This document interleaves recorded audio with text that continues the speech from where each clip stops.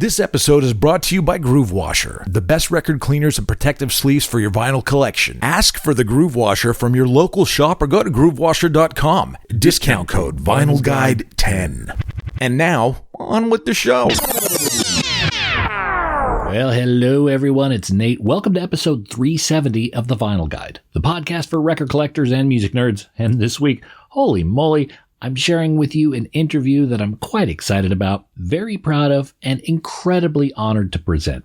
A conversation with Pattie Boyd, who has been a witness and a participant in many key moments of music history. Now, Pattie, as you know, was previously married to George Harrison and Eric Clapton. She was the subject of songs like Something, Layla, Wonderful Tonight, and more. And Pattie is a photographer and artist as well, who's released a brand new book, My Life in Pictures, which is exactly that, her life in photographs, which includes many elements and images that music fans will enjoy. It's an absolutely wonderful book. Pattie Boyd, My Life in Pictures, available wherever you get your music books, or signed copies are available direct from pattieboyd.co.uk. Now today, Pattie and I discuss all sorts of topics. Meeting George, getting wrapped up in the Beatles world, sharing music and records with George, watching Frank Sinatra record My Way, meeting Elvis, her recollection on key Beatles moments like the passing of Brian Epstein or the various breakups of the band. We also talk about Yoko in the studio, the Beatles receiving offers to reform, the original Derek and the Dominoes cover painting, and lots more.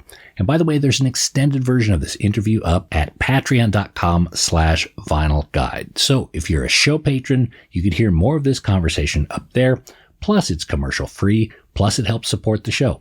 That's patreon.com/vinylguide. And finally, if you're new to the Vinyl Guide podcast, welcome to the show. Have a nice comfy seat, grab a beer out of the fridge, and we ask that you subscribe or follow the Vinyl Guide in your podcast app. It's free, it's easy, you get some 350 plus episodes and interviews, including Kenny Jones of The Who, The Faces, both small and regular, episode 339, Leland Sklar of Jackson Browne, James Taylor, Phil Collins, and more, episode 362, Robbie Krieger of The Doors, episode 306, Peter Frampton, episode 300, The Business of Beatles Vinyl with Andrew from Parlogram Auctions, episode 258, Andy Partridge of XTC, episode 255, Guy Pratt of Pink Floyd and more, episode 237, Robert Trujillo of Metallica, episode 230, The Story of the Beatles Butcher cover, episode 222, and lots more. Subscribe or follow the Vinyl Guide podcast for free and enjoy all the episodes and interviews anytime. And with the upfronts done, let's get into our conversation with Pattie Boyd on her life in pictures and music. Pattie Boyd, welcome to the show. Thank you very much. Lovely to be here. So early for you and halfway through the day for me. Well, I'm glad you caught me on this end of the world. Pattie, I've really enjoyed this book, My Life in Pictures, as well as your other book, Wonderful Tonight or Wonderful Today, depending on where you're at in the world. I've always seen photos of you with a camera around and always wondered what happened to those photographs. And now I know. Yes. Were you shy about sharing your photos in the past? I think there was a time at the beginning I was rather shy. I tell you what it was. I was shy and I was insecure that maybe I would be criticized for the wrong reasons, you know. And plus I wasn't sure if my photographs were good enough for anyone to see.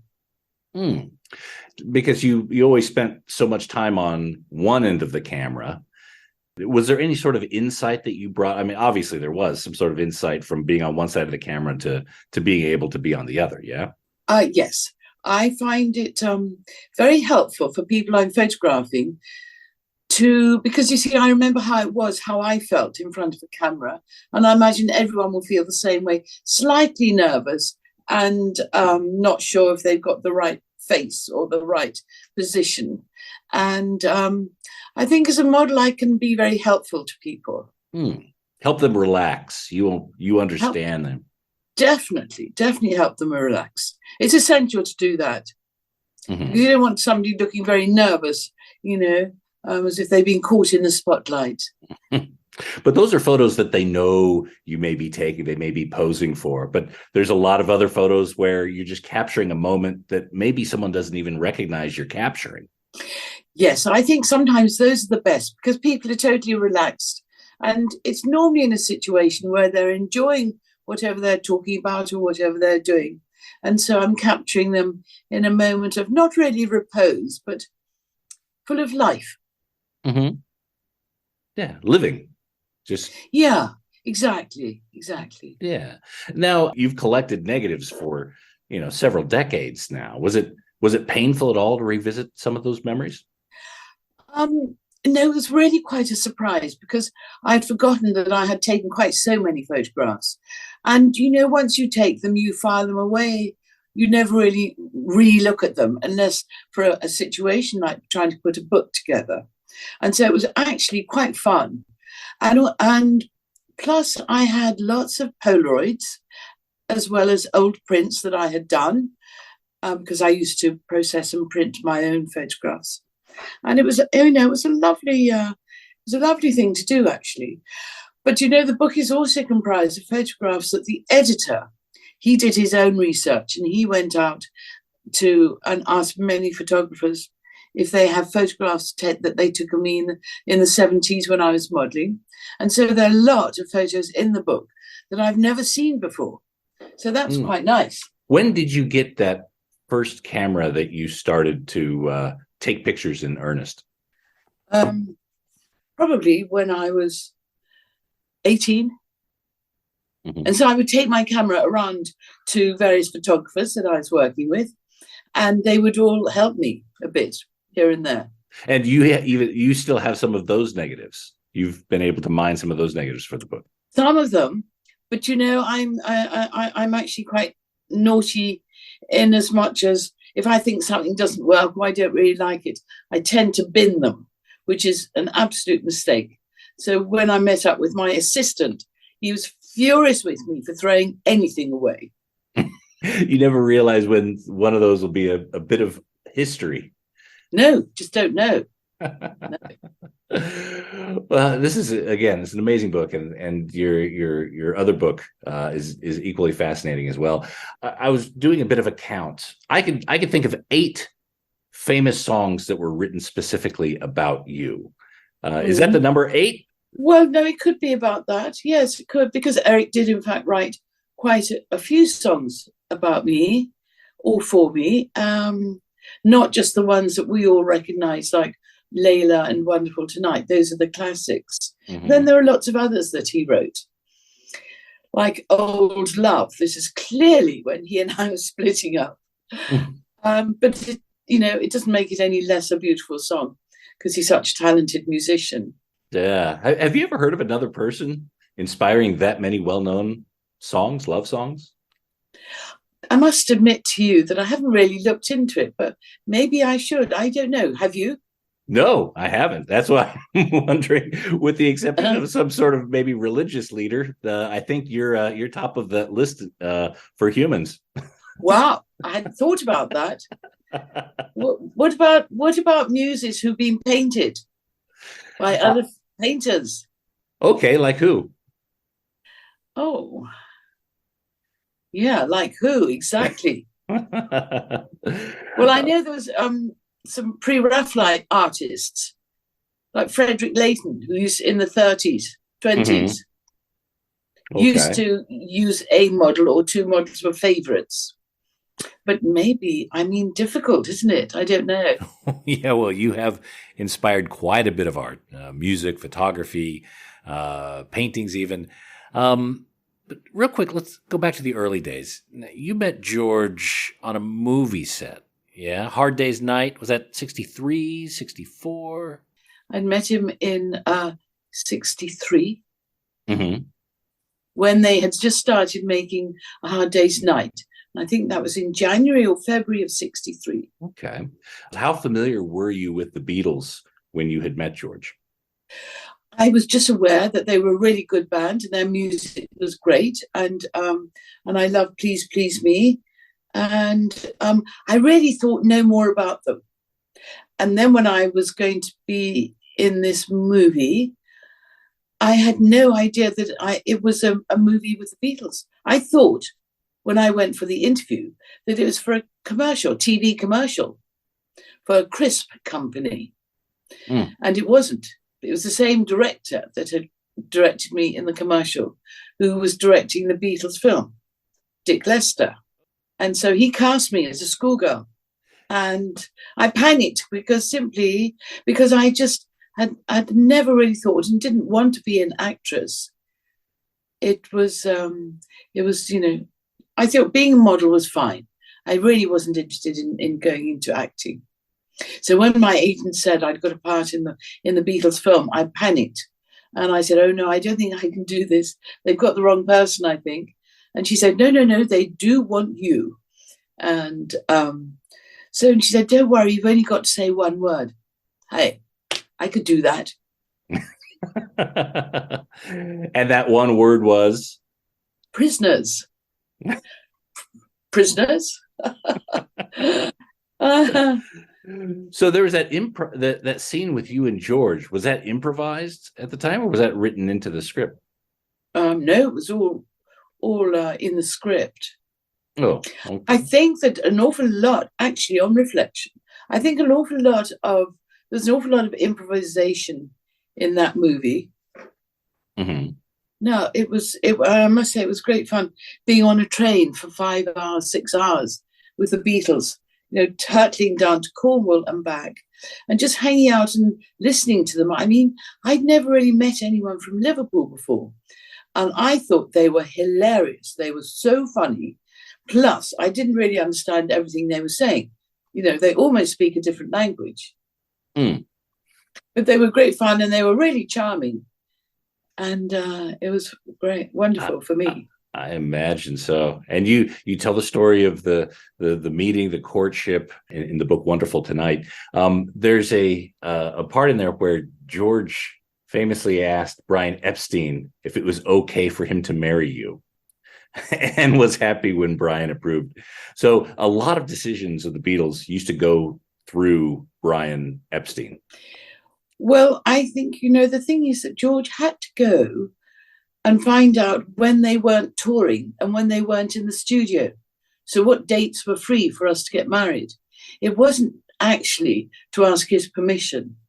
Okay. As I think some people believe.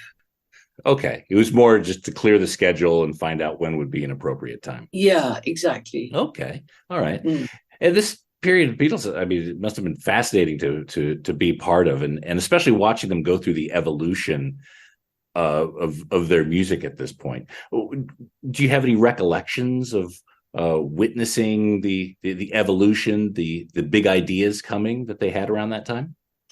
Well, it was very rare for me or any of the other girlfriends or wives to be invited to the studio when they were recording.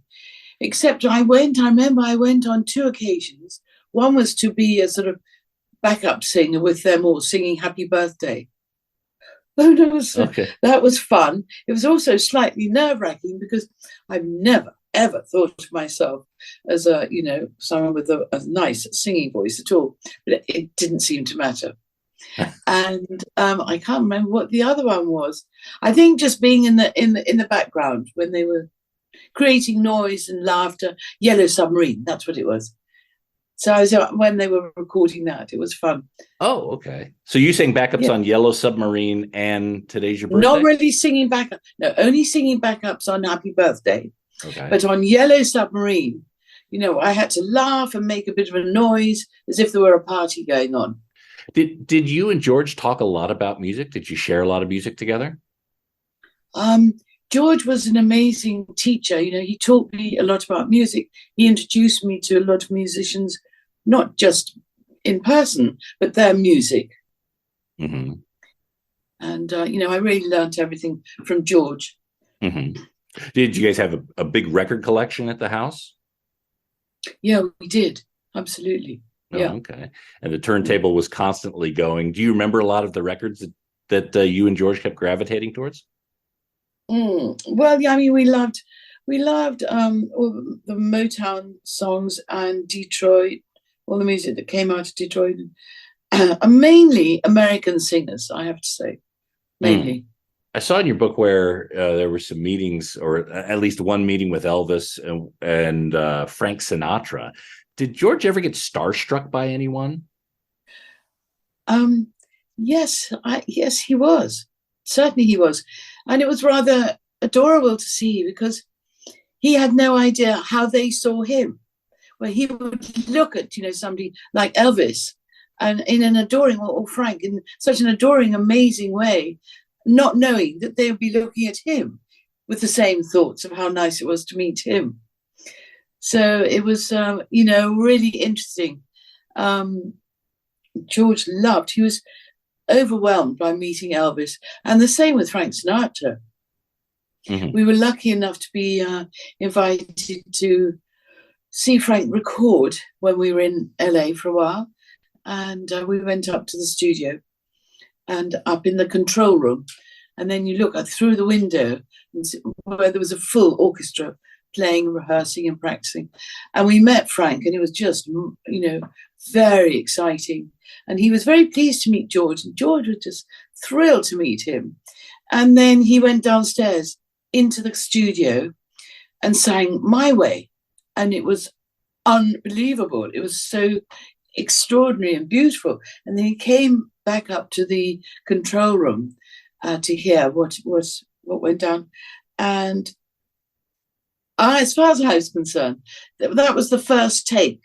I mean, I know when the Beatles record, they record it again and again and again, endless takes. But with Frank, he did it, he sang it, he came up, listened, and said, "That's it, let's go and have a drink."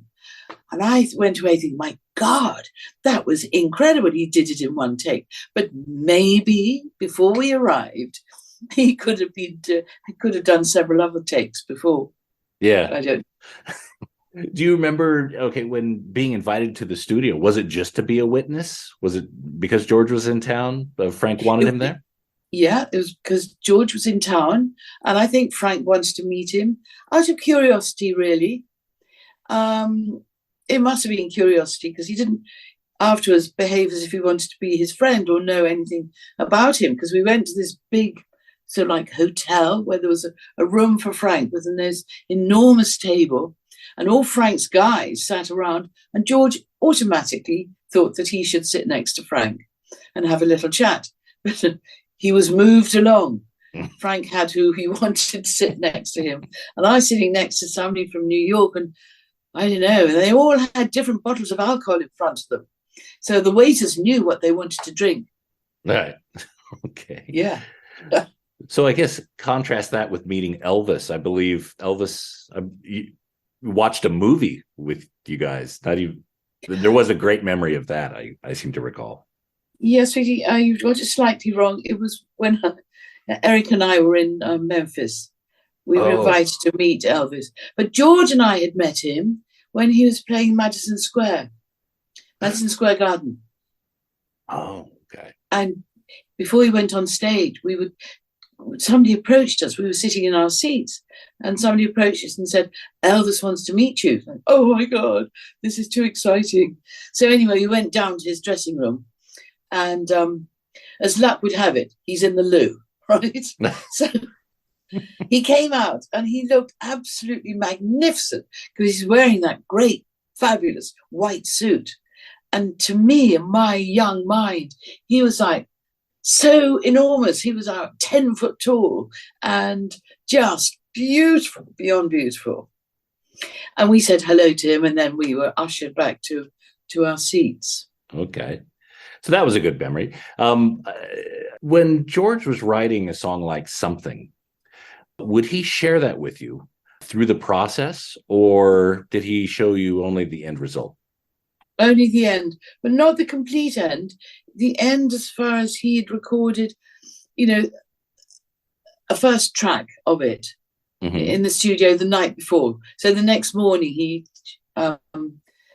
played it for me on the cassette machine. And so that's how I heard it. And he said he'd written it for me, and I was just so thrilled.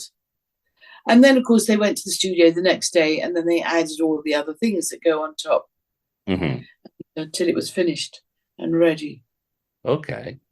So he would share sometimes demos with you. Oh, yeah. Oh, nearly all the demos that the Beatles did in the studio, I'd hear them the next day. So they were quite familiar to me by the time they came out. Okay. So, for example, the Escher demos for the White Album that were done at your house, I believe. You were hearing them almost in real time. The evening that they, maybe not while they were being recorded, but while they were, reviewing it. Yeah, well, exactly. While they were working on them, I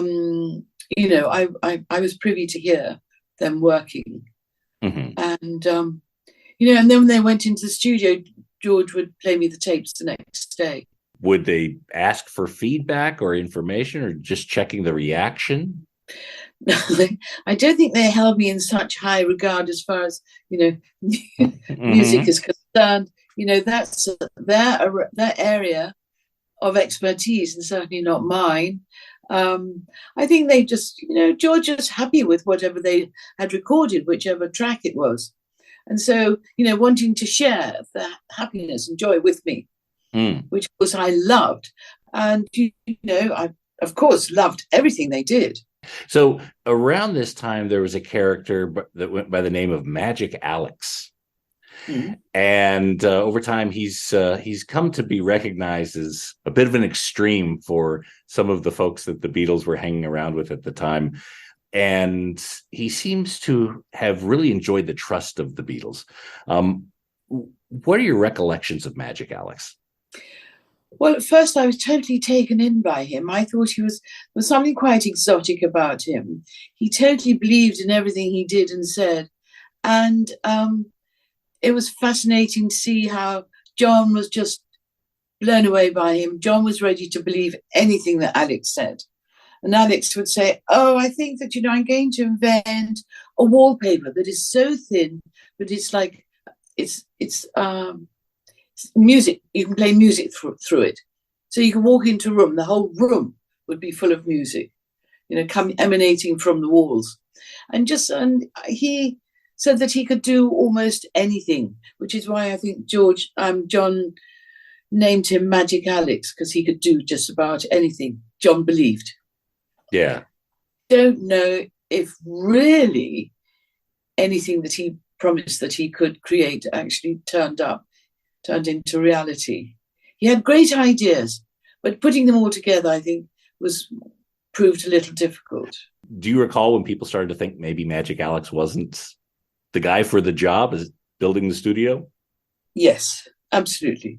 But these words were spoken out of John's earshot, because John thought he was marvelous. And he did actually build a studio in the Apple offices. And I don't know if it was 100% fantastic or whether he did it completely on his own or had help from other engineers. I'm sure he had help. I believe it was you who originally found the Maharishi, the session that was in London where you and the Beatles originally met the Maharishi. Is that correct? We'll be back after these messages. Hey everyone, I'm here to talk to you about Seems Easy record sleeve repair strips. Ever find a record in a used bin where the vinyl is gorgeous, but the sleeve has this ugly split and is even falling completely apart? Well, that's okay. Grab it anyway, because with Seems Easy record sleeve repair strips, you can fix that right up. Seems Easy record repair strips repair seam splits from the inside, so it doesn't affect the appearance of a record sleeve, but it does make it functional again. With Seems Easy, records can now slide in and out like new. Turn a $5 used record into a $50 functioning collectible. Just ask your local record shop for Seems Easy strips, and if they're not in stock, go to seamseasy.com. That's Seems Easy with 2 Z's. Seems Easy record sleeve repair strips. Seems easy because it is. Oh, and hey, record nerds, don't forget to clean your records with the very best and safest record cleaner, the Groove Washer. Make your records look and sound their very best and store them with confidence using the new Groove Washer Groove Guard record sleeves. You gotta try this out. It makes a huge difference to the quality of your vinyl experience. Ask for the Groove Washer by name at your local record store and accept no substitutes. Or head over to groovewasher.com and use discount code VinylGuide10. All hail the Groove Washer. That's groovewasher.com, discount code VinylGuide10. Now we return to the program, already in progress. No limits. I believe it was you who originally found the Maharishi, the session that was in London where you and the Beatles originally met the Maharishi. Is that correct? Sort of. Mm-hmm. When the Beatles were on tour in Australia, I saw an advertisement in one of the papers saying if anybody is interested at all in learning transcendental meditation, to go to this address in London, which I did. I went with a girlfriend, and we learned about transcendental meditation. And then the Beatles came back from Australia, and I told George all about, this form of meditation, and he was really interested. And then, luck would have it, Paul phoned the next week, and said, there's this guy, Maharishi, coming to London, and he's going to give a talk at the Hilton Hotel. Let's all go. So, of course, when one of the Beatles did something, we all did it. So off we all went to listen to him, and everybody was suitably impressed. He's very charismatic, and invited us all to go to Wales, another part of England, where he could give them further instruction. Mm-hmm. Okay. This was the fateful day, the next day, when we heard that Brian Epstein had died. Tell me your recollection of that moment when the Beatles found out about Brian Epstein. Oh, it was so horrific. I mean, they looked traumatized that their best friend had suddenly gone, because he was not only their best friend, he was their manager, he was their guide, and he was their best friend. I mean, he was just, he meant a lot to all of them. And to think that they were now orphans, really, left on their own with no one to look after them or guide them. And they're musicians, they're not business people. So the whole concept of now having to look after themselves, I think, was sort of quite mind-blowing for them. Did that dawn on them right away, like even on the day? I don't know. I don't know. But I'm sure it could have come into their thinking. Anyway, Maharishi was quite clever. He said, why don't you come to India, where he has an ashram, and where they can grieve properly, have time on their own, away from the press and away from everybody except other meditators. And he was right, it worked. It was a wonderful 2 months being spent, in the foothills of the Himalayas. It's very calm and peaceful there. And, of course, being musicians, they brought all their instruments with them, and where they wrote fabulous songs together. And most of the songs went on the White Album. I really liked in your book where you had a picture of a birthday card that John had drawn for you, because I believe your birthday was celebrated in Rishikesh. Sweet, wasn't that so sweet? I know, it was lovely. That's it's delightful that something like that still exists. I would imagine you have also some interesting memorabilia from that time of your life, yeah?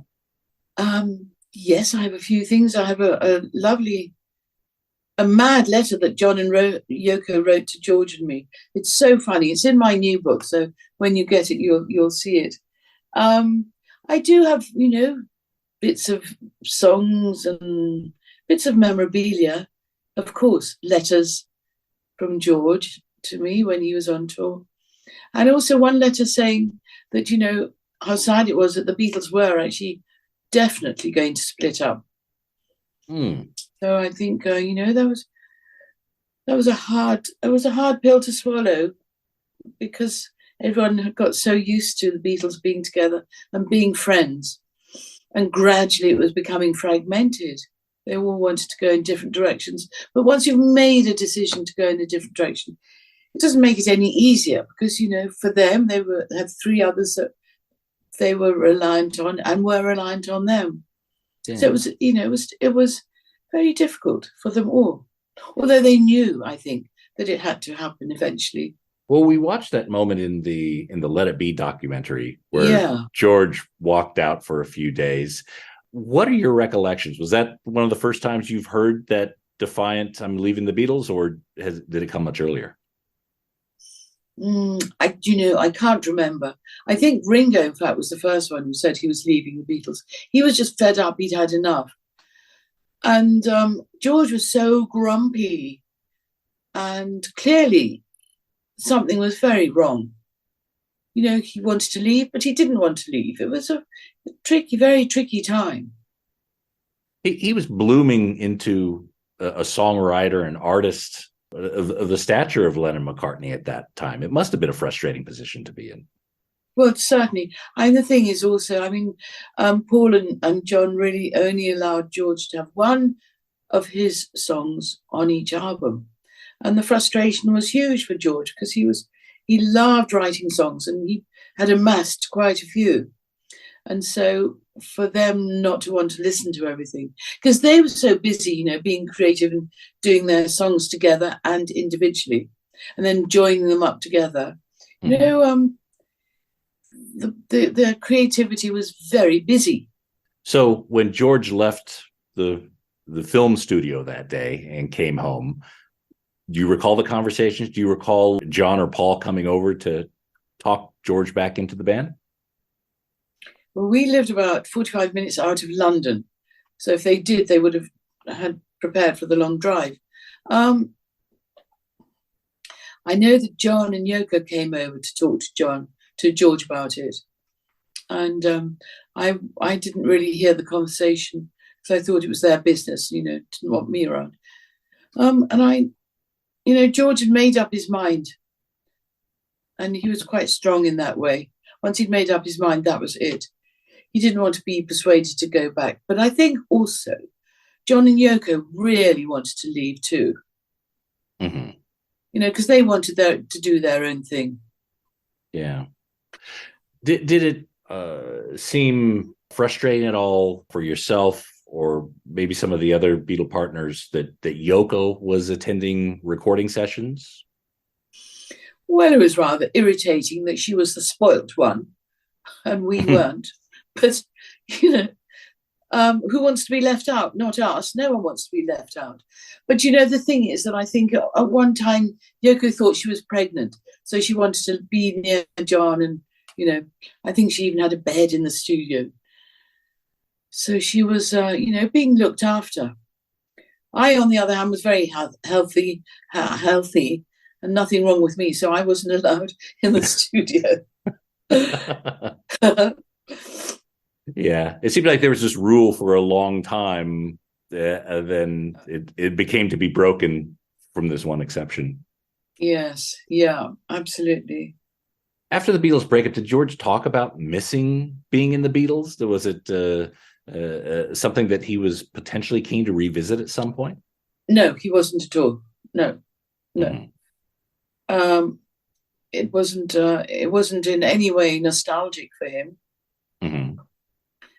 I think that he loves George and Paul and Ringo individually, but I think as a band, as the Beatles, I think it had reached its zenith. It had reached as far as it would ever reach, and he didn't really want to talk about it because there's nothing to say.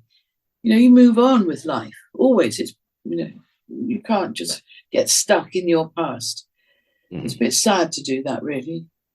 Yeah. George was full of energy and music and very creative and wanted to, move forward.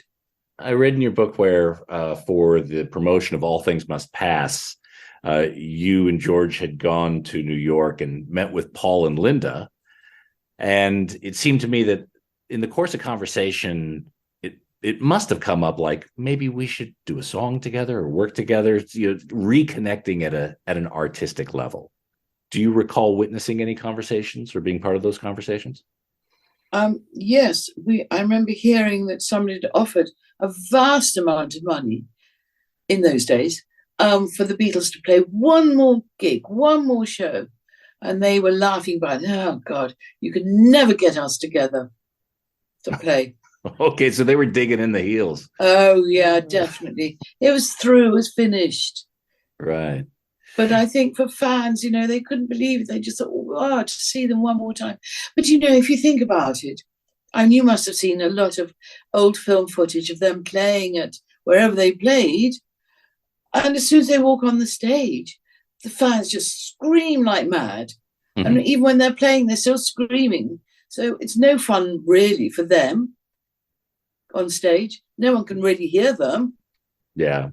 I know it was pure excitement and they couldn't help themselves. But I mean, they must look back and think, oh, God, if we hadn't been screaming, we would have heard them properly. But they bought all the records anyway. Well, by the mid-'70s, sound systems were a lot better in live arenas anyway. So yeah. maybe there would have been a shot. Do you recall? I'm intrigued about this one-off gig they were offered. Do you recall anything else about that one show? That I don't remember who it was or where it was going to be. But it was, it was vast for those days, as you can imagine. If the same thing happened today, it would be vast amount of money. Oh, yeah. No, absolutely. Yeah. Okay. All right. Did you and George have disguises when you went out in public? When we went on holiday with John and Yoko. No, sorry, not Yoko. John and Cynthia on a couple of occasions, and we all had different names for flights and for hotel bookings. Mm-hmm. So they wouldn't know it was us. Okay. Any physical disguises? Well, I would definitely have my dark black wig, which was fun to wear. And, I could wander around freely and no one would know it was me.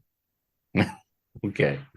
George didn't have on a fake mustache and beard or anything. Well, actually, he had a real mustache and beard. I think George, he did that occasionally, like a little mustache. Mm-hmm.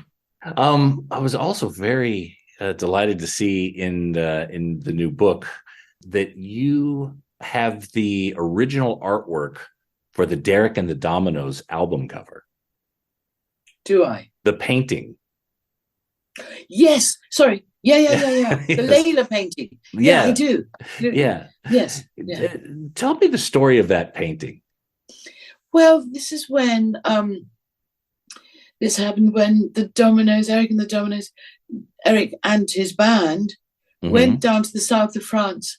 I think they might have been mixing there or writing some more songs. Anyway, they stayed in a rented house. And in this house was a painting.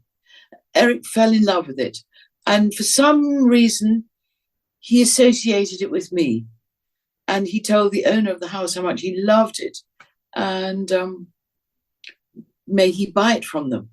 And they said, well, yes, our father did this painting and we want to give it to you. And very kindly, they gave it to Eric, who, as far as I remember, gave it to George, who then gave it to me. After the Layla album. Yes. So I am the lucky owner of this painting. And in fact, the family of whose father painted Layla, they will know I have it. Wow. Has he done any other work? Any other? Yes, he has. Franston, he's done quite a lot of work, similar kind of style.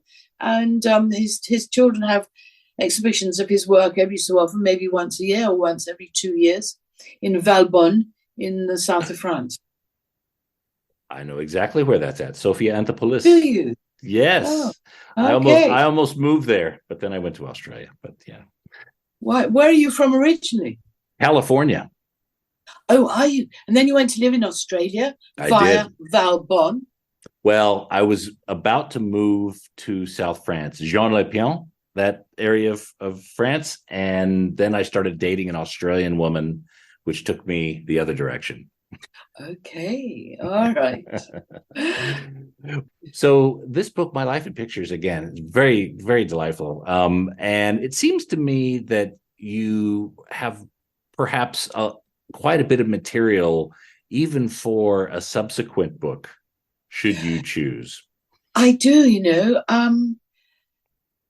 I do. I've got so many photographs, and I kept saying to the editor, look, here's another bunch of photographs here, and here's some more, sending more photos over to him. Mm-hmm. And, being the editor, he knew what he wanted. I said, Dave, this is your book. It's not my book, because he made all the decisions. All I did was send him photographs and memorabilia, letters, etc. But, there's so much more that my assistant and I thought it could be quite interesting to maybe do a talk and show all the photographs that were left out, like the B-side. Yeah. Like B-side photos that were left out, not because they're not interesting, it's because they didn't really fit in the way photographs are on the pages. Right. Okay. And so there's a lot more. I mean, I thought about it only today, actually, that maybe I could put out another book, called it The Ones That Didn't Make Number One, or The Ones That Didn't Make the First Book, or, something. But I'd have to probably self-publish or, ask somebody if they would like to help out with this. But it's a good idea, actually, I think. As interesting. Yeah. It's really quite fascinating to be able to peer into that world. And again, you see a lot of photographs that were made by photographers at the time and ones that you become accustomed to, but very rarely do you see them from the subjects themselves and their particular viewpoint, which I thought was particularly interesting. Yes. Yeah. Now, a lot of what we do here on this podcast is we talk about records and we talk about collectibles and things like that. Do you have any records from the early days with George or Eric? Do you still have any of those records? No, I don't. I don't know why, but all the records that I had from George, I took over to Eric's house when I lived there. Mm-hmm. And then when Eric and I split up, it was so sort of acrimonious, and I thought, well, I can't take the records because I couldn't, and I didn't, and so I've ended up with not actual physical records. Okay, it's a bit sad, I know. And also, see, I used to have the the white labels, the first pressing of a lot of the Beatles records, and there, I left them all at Eric's. I should ask them for them back one day. I think you should, because those are highly collectible and deserve to be in a museum somewhere. Yeah, I'm sure they do. I might give him a little phone call and say, can I have them back after all? So, Pattie, again, it's an absolute honor to have you here on the show, and really appreciate you sharing some of those memories and talking about the books and the times with George and Eric. And the memorabilia. I do want to call people's attention to Pattie's book, My Life in Pictures. It's available at pattieboyd.co.uk. She's also got another book, Wonderful Tonight or Wonderful Today, depending on where you're at in the world. And that is her autobiography. And again, a wonderful story and a lot of background, especially for us music nerds out there who like to hear the stories behind the record. And Pattie, please, anytime you have a project or if you get those records back from Eric, you give us a call and let's have another conversation here on the Vinyl Guide. You will be the first person I'll call if I get them back. And we together can say a special thank you to Eric. Yes, absolutely. Even pictures of those I'd love to be able to see. But yeah, absolutely. That would be appreciated. Okay, Pattie. Lovely to talk to you. Thanks again. Have a wonderful day. My pleasure. Bye. Bye-bye.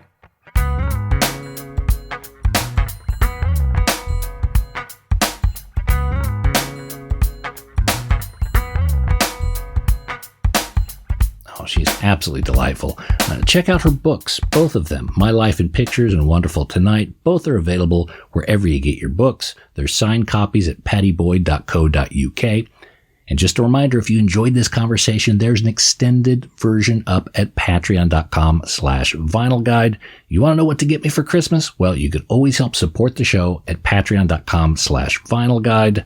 Episodes are up there early, they're commercial free, they're quite often extended, and they're always high resolution. That's patreon.com/vinylguide. And that's it for this episode of The Vinyl Guide. Thank you so much for tuning in. Please share these episodes on your social media. Put them on Facebook, tweet them out on Twitter, post them to Facebook groups. different groups that you may think are relevant, like this one would be potentially Beatles or Eric Clapton or whatever. If you belong to those Facebook groups, go ahead and share this link. Fellow fans will be grateful, and so will I. Thanks again for listening. We'll be back shortly with a brand new episode. So until we talk next time, get out there and buy some music, people. Cheers. That's it for this episode of The Vinyl Guide. Send your thoughts to Nate@thevinylguide.com or follow or tag us on Instagram @vinylguide. Until next time, keep spinning.